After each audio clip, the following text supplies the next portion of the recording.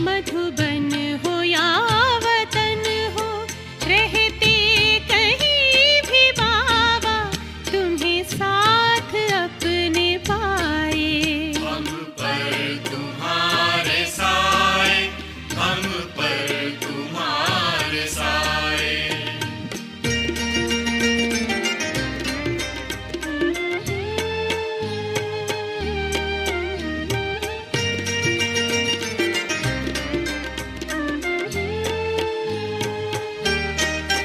मधुबन की मूर्तियों में मिलता तेरा नजारा, मधुबन की मूर्तियों में मिलता तेरा नजारा। हर गोपी संग जैसे दिखता है शाम प्यारा, नयनों के सामने हो, नजरों में हो समाए। रहते कहीं भी बाबा तुम्हें साथ अपने पाए। हम पर तुम्हारे साए, हम पर तुम्हारे साए।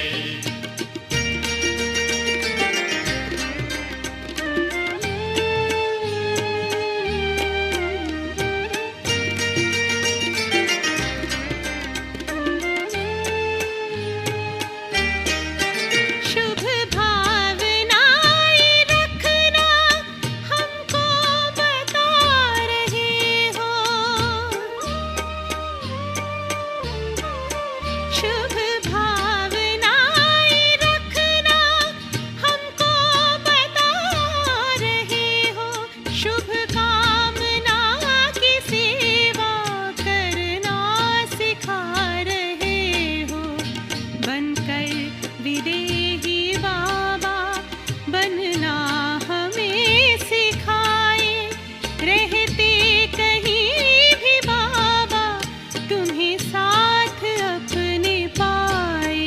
हम पर तुम्हारे साए, हम पर तुम्हारे साए। धरती हो या गगन हो, मधुबन हो या वतन हो, रहते कहीं भी बाबा तुम्हें साथ अपने पाए। हम पर तुम्हारे साए, हम पर तुम्हारे साए। हम पर तुम्हारे साए, हम पर तुम्हारे साए।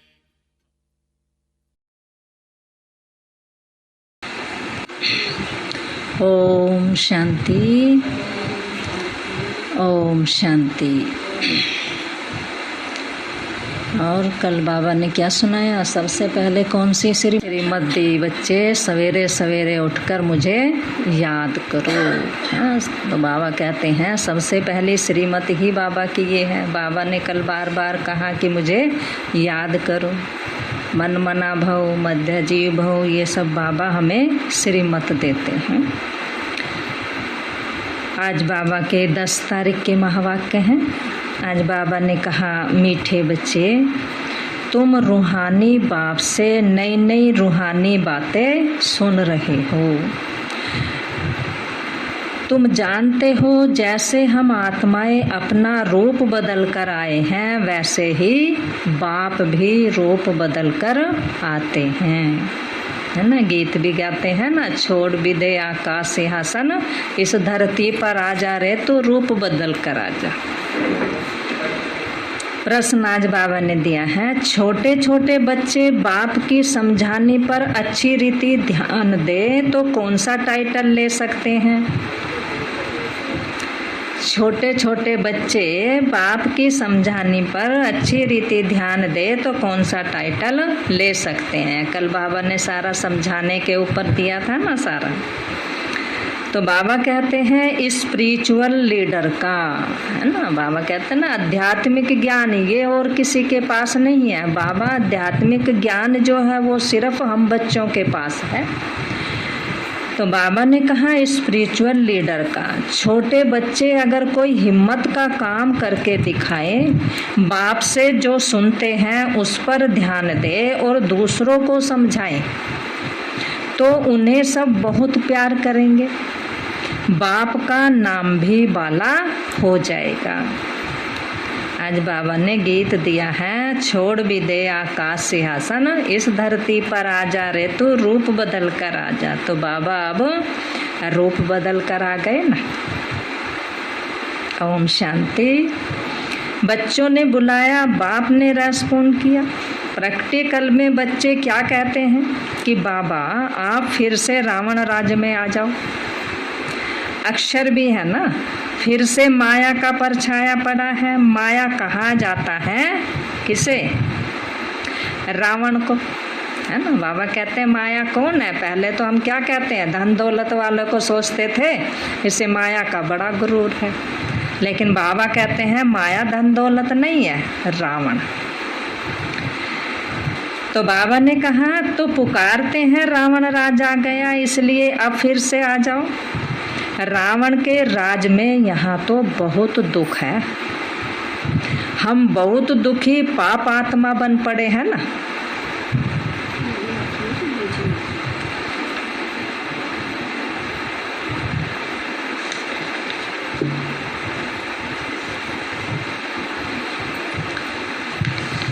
तो बाबा ने कहा हम बहुत दुखी पाप आत्मा बन पड़े हैं। अभी बाप प्रैक्टिकल में है, बच्चे जानते हैं फिर से वही महाभारत लड़ाई सामने खड़ी है।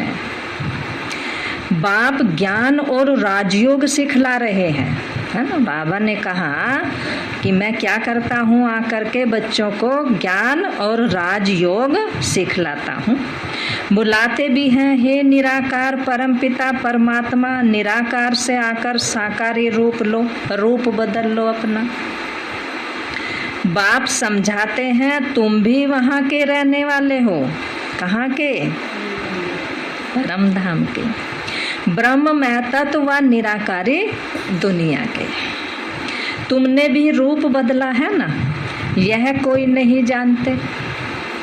जो आत्मा निराकार है वही आकर साकार शरीर धारण करती है, वह है निराकारी वर्ल्ड और यह है साकारी वर्ल्ड, है ना। यहाँ तो मनुष्य आत्माएं हैं। तो बाबा कहते हैं और वह है सेटल वर्ल्ड, माना आकारी दुनिया, सूक्ष्म वतन, वह अलग है, तुम्हारी बुद्धि में है। हम शांति धाम व निर्वाण धाम से आते हैं। बाप को जब पहले पहले नई रचना रचनी होती है तो क्या करेंगे?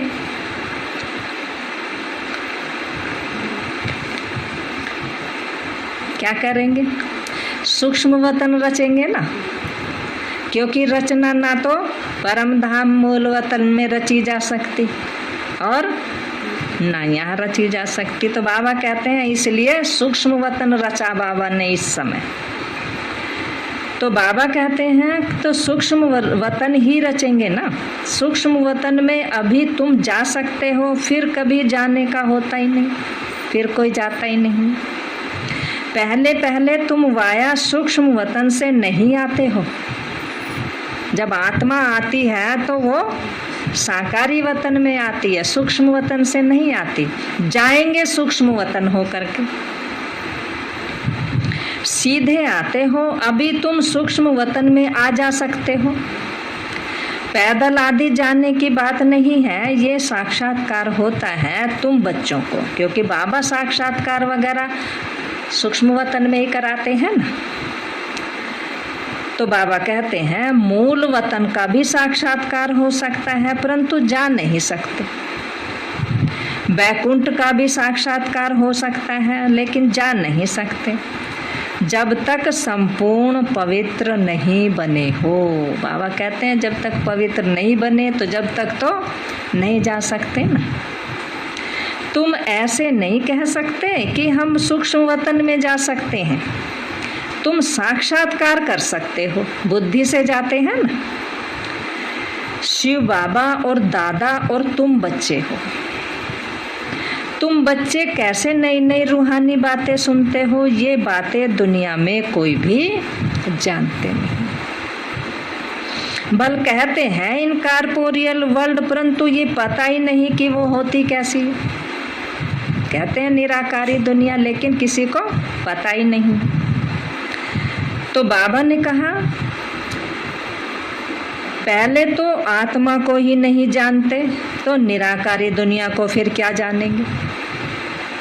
बाप पहले पहले आकर आत्मा का रियलाइजेशन कराते हैं, आत्मा का अनुभव कराते हैं। वो बताते हैं तुम आत्मा हो, फिर रूप बदला है, इस शरीर में आए हैं, अर्थात निराकार से साकार में आए हो। अब बाबा कहते हैं अभी तुम समझते हो हमारी आत्मा 84 जन्म कैसे भोगती है। अब बाबा ने आकर के ये सारा हमें 84 जन्मों का ज्ञान दिया है। वह सारा पाठ आत्मा में रिकॉर्ड मुआफिक भरा हुआ है। पहले ये बातें सुनाते थे, बाप कहते हैं अभी तुमको गुह्य रमणीक बातें सुनाता रहता हूँ। बाबा कितनी नई नई बातें सुनाते हैं जो तुम आगे नहीं जानते थे वह अभी जानते हो। पहले कुछ पता ही नहीं था, ऐसे ज्ञान का किसी ने बताया ही नहीं था।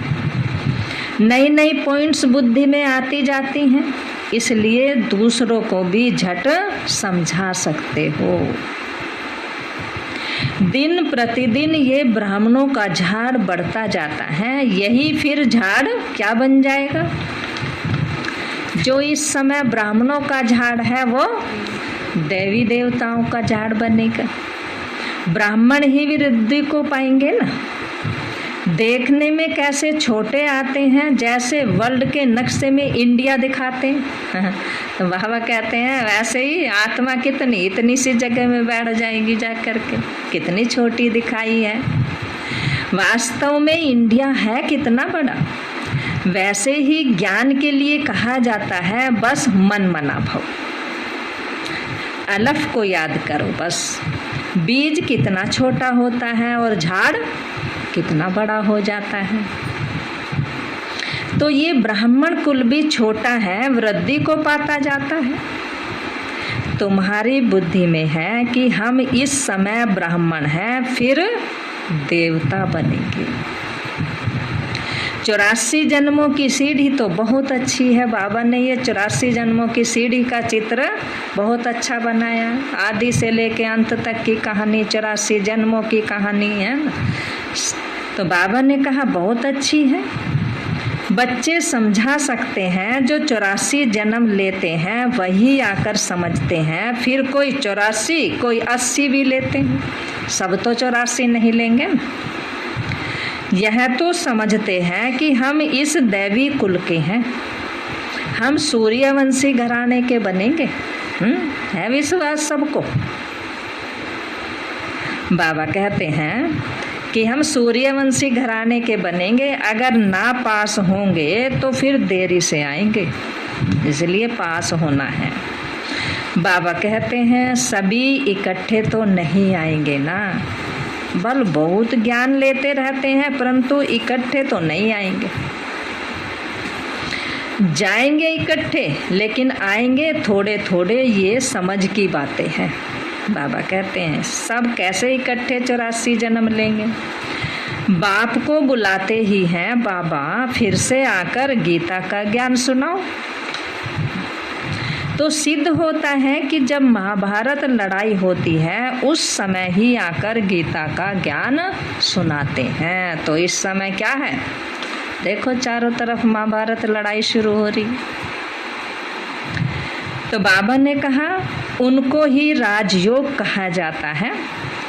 अभी तुम राजयोग सीख रहे हो।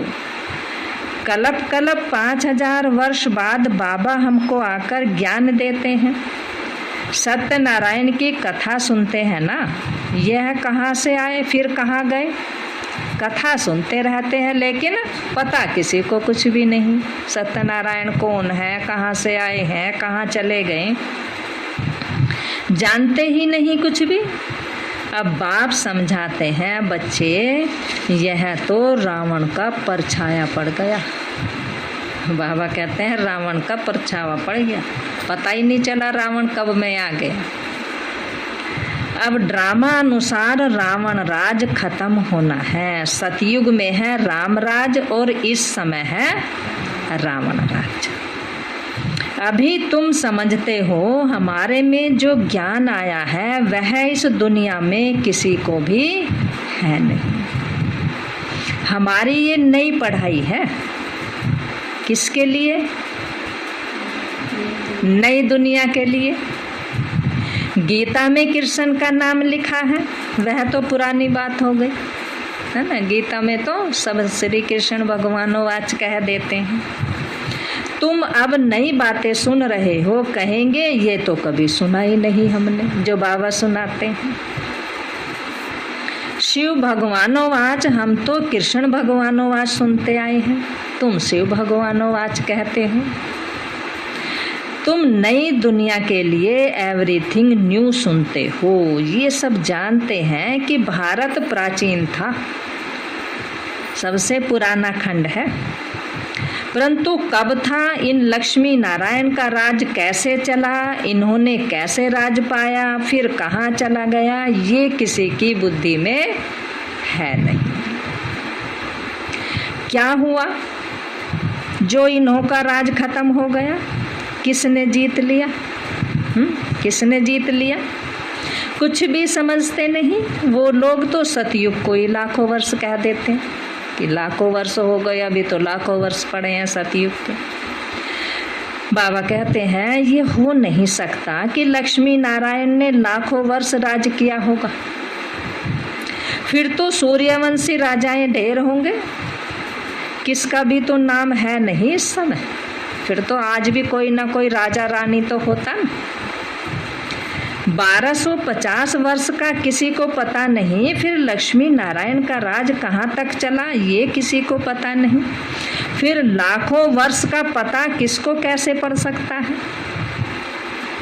बाबा कहते हैं किसकी भी बुद्धि काम नहीं करती है। अभी तुम छोटे छोटे झट समझा सकते हो, ये है बहुत सहज। भारत की कहानी है। बाबा कहते हैं ये सारी, बाबा किसकी कहानी सुना रहे हैं? भारत की सारी स्टोरी है, ये फुल स्टोरी है।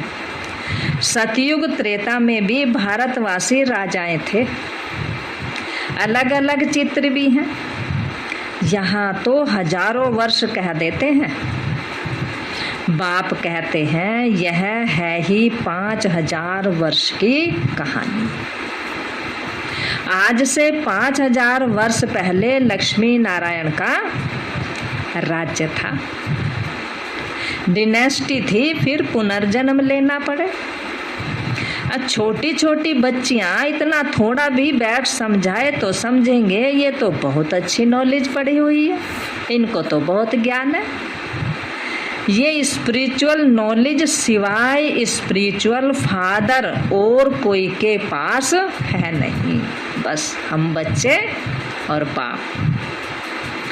तुम कहेंगे हमको भी स्पिरिचुअल फादर ने आकर बताया है।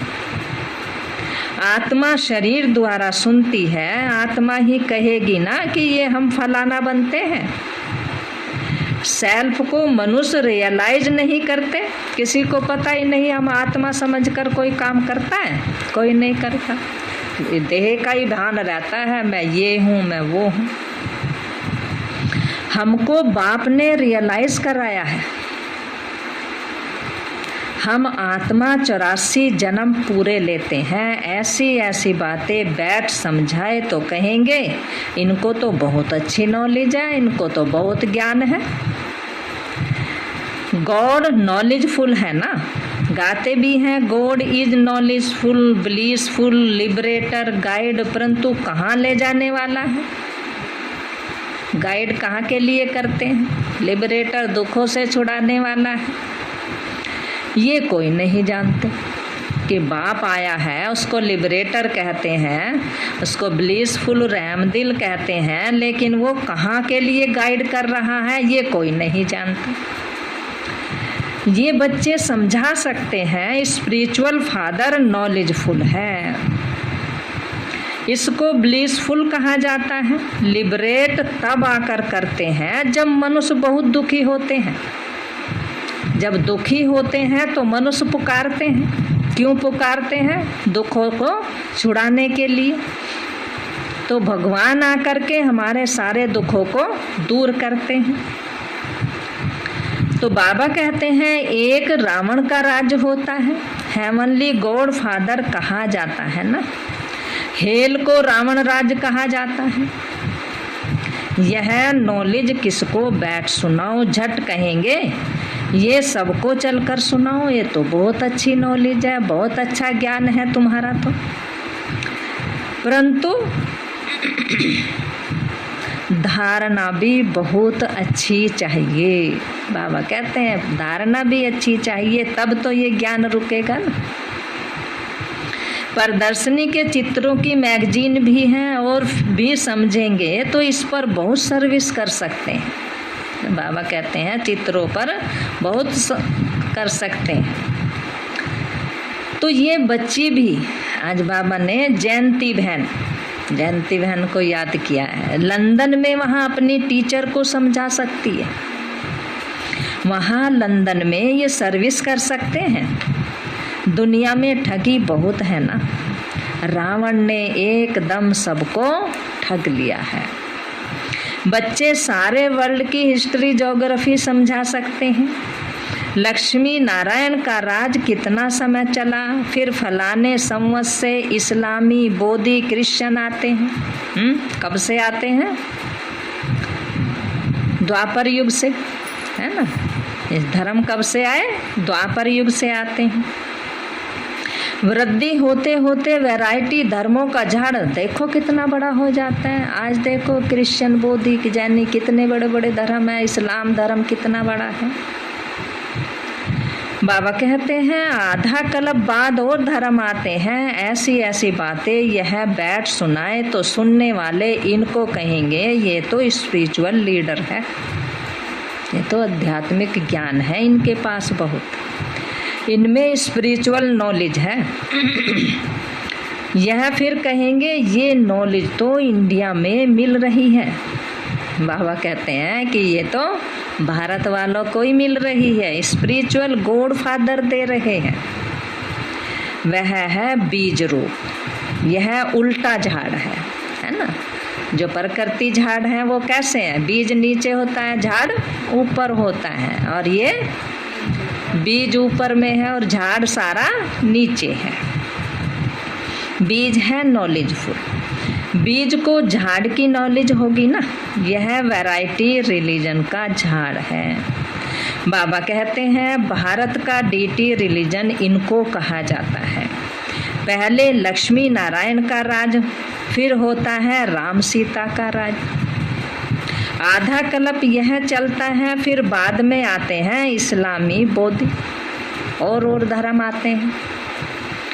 झाड़ वृद्धि को पाता रहता है। ऐसे जाकर यह बच्ची भाषण करे और समझाए कि यह वृक्ष कैसे इमर्ज होता है, यह सृष्टि चक्र कैसे फिरता है, हम समझा सकते हैं। बोलो, समझाओ कि सृष्टि का चक्र कैसे फिरता है। आओ हम समझाएं तुम। विलायत में तो कोई है नहीं, यह बच्ची जाकर समझाए कि अभी आयरन एज का अंत है। आज बाबा ने जयंती बहन को, क्योंकि शुरू में दादी जानकी के साथ जयंती बहन ही आई थी। तो गोल्डन एज आने वाला है तो वे लोग बहुत खुश होंगे। बाबा युक्ति बतलाते रहते हैं, इस पर ध्यान देना चाहिए। छोटे बच्चों को मान बहुत मिले।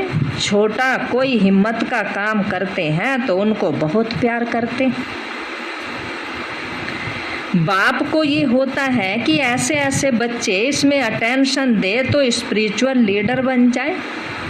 बाबा ने कहा कि ऐसी ऐसी बातों पर ध्यान देना चाहिए। स्पिरिचुअल गॉड फादर ही बैठ नॉलेज देते हैं। कृष्ण को गॉड फादर कहना भूल है है ना। बाबा ने कहा एक छोटी सी ये भूल कर दी तो अब देखो भारत का क्या हाल हो गया छोटी सी भूल से। गॉड है तो निराकार है, हम सब आत्माएं भाई भाई हैं, वह बाप है हमारा। सब आयरन एज में जब दुखी होते हैं तब बाप आते हैं। जब सारे संसार में दुख होता है तब बाबा कहते हैं, सब पुकारते हैं तो मुझे आना पड़ता है। जब फिर आयरन एज होता है तो बाप को गोल्डन एज स्थापन करने आना पड़ता है। भारत प्राचीन सुखधाम था, हेवन था, स्वर्ग था। बहुत थोड़े मनुष्य थे, बाकी इतनी सब आत्माएं कहाँ थी? कहाँ थी सब आत्माएं? शांति धाम में थी। हाँ, तो बाबा कहते हैं तो ऐसे ऐसे समझाना चाहिए। इसमें डरने की बात नहीं है, यह तो कहानी है। कहानी खुशी से बताई जाती है ना। वर्ल्ड की हिस्ट्री ज्योग्राफी कैसे रिपीट होती है उनको कहानी भी कह सकते हैं ना। बाबा ने आकर के हमें 84 जन्मों की कहानी बता दी ना। तो बाबा कहते हैं नॉलेज भी कह सकते हैं। तुमको तो ये पक्की याद होनी चाहिए, ये 84 जन्मों की कहानी पक्की याद होनी चाहिए। बाप कहते हैं मेरी आत्मा में सारे झाड़ का ज्ञान है जो मैं रिपीट करता हूँ। नॉलेजफुल बाप बच्चों को नॉलेज दे रहे हैं। यह जाकर नॉलेज देंगी तो कहेंगे आप औरों को भी बुलाओ। बोलो हाँ, बुला सकते हैं, क्योंकि वो लोग जानना चाहते हैं कि भारत का प्राचीन राजयोग क्या था। बाहर के जो देश हैं वो भारत के लिए बहुत मतलब वो करते हैं कि भारत का प्राचीन योग सीखें, बहुत मशहूर है ना। जिससे भारत हेवन बना वह कोई समझाए। अब सन्यासी क्या सुनाएंगे, उन्हें तो ये नॉलेज है ही नहीं। स्पिरिचुअल ज्ञान सिर्फ गीता में है तो वह जाकर गीता ही सुना देते हैं। यहाँ से जो जाते हैं बहुत कमाई करते हैं, बाहर जा कर के गीता सुनाते हैं। वो सोचते हैं ये सच्चा सच्चा भारत का ज्ञान है। गीता कितनी पढ़ते हैं, कंठ कर लेते हैं, मुँह ज़बानी सुनाते रहते हैं गीता को। क्या ये स्पिरिचुअल नॉलेज है गीता में? ये तो बनाई है मनुष्यों के नाम पर गीता। आज देखो कितनी बड़ी बड़ी गीता बना दी। स्पिरिचुअल नॉलेज तो मनुष्य दे नहीं सकता। बाबा ने कहा ये आध्यात्मिक ज्ञान तो मनुष्यों के पास है नहीं। तुम अभी फर्क समझते हो उस गीता में और जो बाबा सुनाते हैं उसमें रात दिन का फर्क है। बाबा ने कहा पता चला ना अब। तो बाबा ने कहा रात दिन का फर्क है। दिया फादर ने और नाम श्री कृष्ण का डाल दिया। सतयुग में कृष्ण को ये नॉलेज नहीं होगी, है ना, या होगी? भूल जाएंगे। नॉलेज फुल है ही फादर। कितनी अटपटी बातें लिख दी। कृष्ण की आत्मा जब सतयुग में थी तब ये नॉलेज नहीं थी। कितना सूत मुझा दिया, उल्टा पुल्टा लिख दिया सारा शास्त्रों में। यह सब विलायत में जाकर नाम निकाल सकते हैं, भाषण कर सकते हैं। बोलो वर्ल्ड की हिस्ट्री ज्योग्राफी की नॉलेज हम आपको दे सकते हैं। गॉड हेवन स्थापन कैसे करते हैं, वह हेवन से फिर हेल कैसे बनता है, सो हम आपको समझाते हैं, है ना। बाबा कहते हैं कि सारी हिस्ट्री समझाओ कि स्वर्ग से नरक कैसे बना और अब नरक से स्वर्ग कैसे बन रहा है, सो हम आपको समझाते हैं। यह बैठ लिखे फिर देखे हम कोई पॉइंट भूले तो नहीं है, है ना। फिर देखो कि हम कोई पॉइंट भूले तो नहीं है। फिर याद करके लिखो, फिर सुनाओ। ऐसे प्रैक्टिस करने से बहुत अच्छा लिखेंगे, बहुत अच्छा समझाएंगे तो नाम बाला हो जाएगा। यहाँ से भी बाबा कोई को बाहर भेज सकते हैं, यह जाकर समझाए तो भी बहुत अच्छा है। 7 दिन में भी बहुत होशियार हो सकते हैं। बाबा ने इसलिए 7 दिन का कोर्स रखा है। तो बुद्धि में धारण करना है, बीज और झाड़ डिटेल समझानी है बस। चित्रों पर बहुत अच्छी रीति समझा सकते हैं। सर्विस का शौक होना चाहिए, बहुत ऊंच मर्तबा हो जाएगा। नॉलेज बड़ी सहज है, यह है पुरानी छी दुनिया। स्वर्ग के आगे ये पुरानी दुनिया जैसे, आज बाबा ने क्या कहा, गोबर है। आज बाबा ने कहा गोबर है। इनसे तो बास आती है ना जैसे गोबर में, तो आज मनुष्यों में भी क्या है, निबास हो गई है। वह तो सोने की दुनिया है, यह है गोबर की दुनिया। तुम बच्चे जानते हो अभी हम यह शरीर छोड़ जाकर प्रिंस पिरसिंज बनेंगे। ऐसे स्कूल में पढ़ने जाएंगे, वहाँ ऐसे विमान होंगे, फुल प्रूफ होंगे। ये खुशी बच्चों के अंदर रहे तो कभी भी कोई बात में रोना नहीं आएगा। हैं, कैसे अच्छे अच्छे विमान होंगे वहाँ। तुम समझते हो ना कि हम प्रिंस पिरसिंज बनेंगे, तो तुमको क्यों नहीं अंदर में खुशी होनी चाहिए। भविष्य में ऐसे स्कूल में जाएंगे, विमान में बैठकर जाएंगे, स्कूल में भी ये करेंगे हम। बच्चों को पता नहीं क्यों भूल जाता है। मैं इतना समझाता हूँ लेकिन बच्चों को बातें भूल जाती है और रोने लगते हैं। बाबा कहते हैं तुम्हें तो बहुत नशा चढ़ना चाहिए, तुम्हें तो बहुत नशा होना चाहिए। अच्छा, मीठे मीठे सिकील दे बच्चों प्रति माता पिता बाप दादा का याद प्यार और गुड मॉर्निंग। रूहानी बाप के रूहानी बच्चों को नमस्ते। रूहानी हम बच्चों की रूहानी माता पिता बाप दादा को याद प्यार गुड मॉर्निंग और नमस्ते नमस्ते। बाबा शुक्रिया। धारणा के लिए मुख्य सार है, इस पुरानी छीछी गोबर मिसल दुनिया को बुद्धि से भूल सतयुगी दुनिया को याद कर अपार खुशी में रहना है। कभी भी रोना नहीं है। दूसरा पॉइंट है, बाप जो गुह्य रमणीक बातें सुनाते हैं उन्हें धारण कर सबको समझाना है। स्पिरिचुअल लीडर का टाइटल लेना है। वरदान बाबा ने दिया है, कर्म करते हुए कर्म के बंधन से मुक्त रहने वाले। कर्म भी करना है लेकिन कर्म के बंधन से मुक्त रहने वाले सहज योगी स्वतः योगी भव। बाबा ने कहा जो महावीर बच्चे हैं उन्हें साकारी दुनिया की कोई भी आकर्षण अपनी तरफ आकर्षित कर नहीं सकती। वे स्वयं को 1 सेकंड में न्यारा और बाप का प्यारा बना सकते हैं। डायरेक्शन मिलते ही शरीर परे अशरीरी आत्म अभिमानी बंधन मुक्त योग युक्त स्थिति का अनुभव करने वाले ही सहज योगी स्वतः योगी सदा योगी कर्म योगी और श्रेष्ठ योगी हैं। देखो बाबा ने क्या कहा, शरीर से परे अशरीरी आत्म अभिमानी बंधन मुक्त योग युक्त स्थिति का अनुभव करने वाले ही सहज योगी स्वतः योगी सदा योगी कर्म योगी और श्रेष्ठ योगी बनते हैं।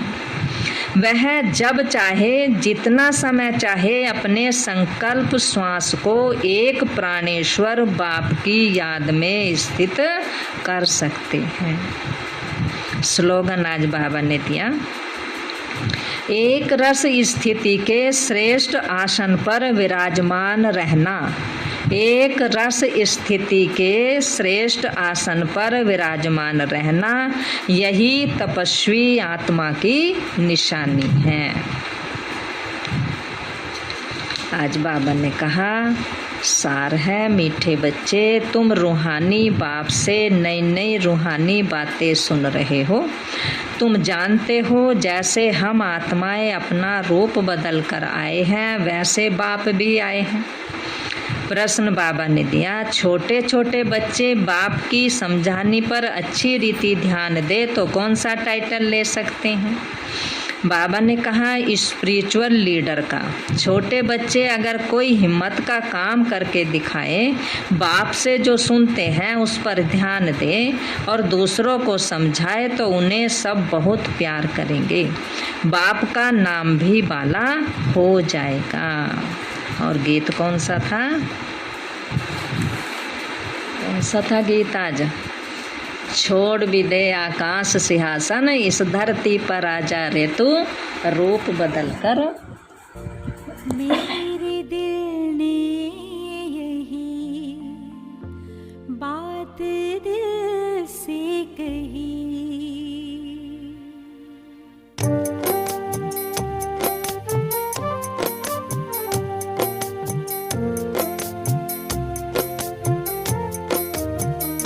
मेरे दिल ने यही बात दिल से कही। मेरे दिल ने यही बात दिल से कही। एक बाबा मेरा, दूसरा ना कोई, दूसरा ना कोई। मेरे दिल ने यही बात दिल से कही।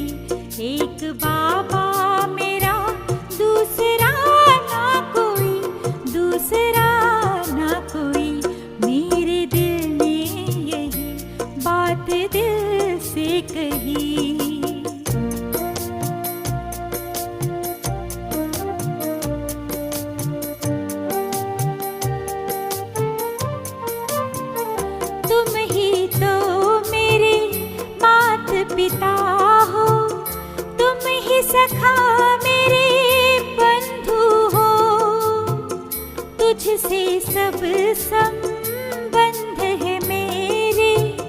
तुम ही शिक्षक सद्गुरु हो, मेरे सद्गुरु हो। मेरे दिल ने यही बात दिल से कही। एक बार